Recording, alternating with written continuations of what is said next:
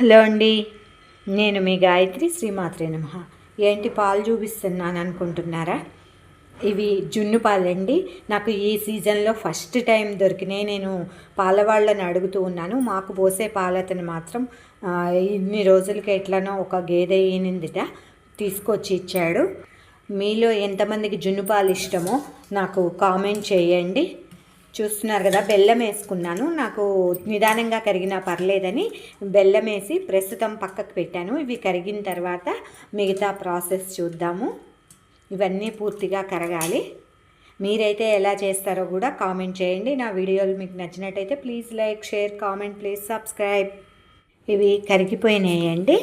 మనం ఇప్పుడు దీన్ని వడగట్టుకుందామండి. ఎందుకంటే కొంచెం బెల్లంలో కానీ పాలల్లో కానీ ఏమన్నా నలకలు ఉంటే పాలు వాళ్ళు శుభ్రంగానే ఇచ్చారు, కానీ వాళ్ళు కూడా వడగడతారు కదా. బెల్లంలో కొంచెం నలకలు ఉంటాయండి. అందుకనే కరగబెట్టి చక్కగా వేరే దాంట్లోకి వడగట్టుకున్నాను. ఆ కరగనివి ఏమన్నా ఉన్నా కానీ ఇట్లా అడుక్కుండిపోతే మళ్ళీ కరిగిచ్చి కావాలంటే వడగట్టుకోవచ్చు. అయితే ఇప్పుడు ఇవి వాళ్ళు ఇచ్చిన జున్ను పాలు, దీంట్లో ఏం కలపలేదు. అంటే వాటర్ కలుపుకుంటారు వాళ్ళైతే, నేను అనుకోవటం. అందరికీ కావాలంటే సరిపోవు కదా, చిక్కగా ఉంటాయి మంచిగా. రెండో రోజు, ఇది రెండో రోజు పాలు. అయితే మనం కొన్ని మామూలు పాలు కలుపుకోవచ్చు అన్నట్టు. అంటే కొంచెం ఎక్కువ కావటానికి, మనకి ఎప్పటికీ దొరకవు కదా ఇవి. ఆ టేస్ట్ని ఎంజాయ్ చేయడానికి కొన్ని మామూలు పాలు. ఇప్పుడు ఈ బాటిల్ వీటిలో కొన్ని మామూలు పాలు కలుపుకున్నానండి. నేను ఆ క్లిప్పు మిస్ అయ్యింది. ఎందుకంటే జున్ను పాలు వాడు ఎంత చిక్కగా ఇచ్చాడో తెలియదు.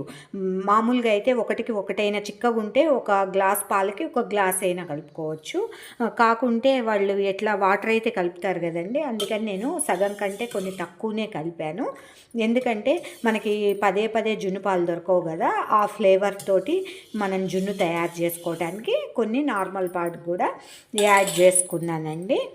ఎవరైనా చేసుకునేటప్పుడు ఇట్లా యాడ్ చేసుకోవచ్చు ఇష్టమైతే. నేనైతే యాడ్ చేశాను. అట్లనే ఇప్పుడు మనం ముందే దంచిపెట్టుకున్న మిరియాల పొడి చక్కగా దంచిపెట్టుకొని కచ్చాపచ్చాగా ఉన్నా పర్లేదండి.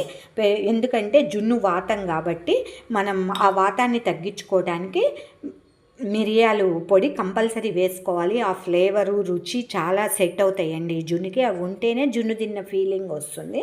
అందుకని మిరియాల పొడి వేసుకున్నాను. కొంతమంది ఇలాచీ కూడా వేసుకుంటారు, కానీ మేమైతే మిరియాల పొడి వేస్తాము.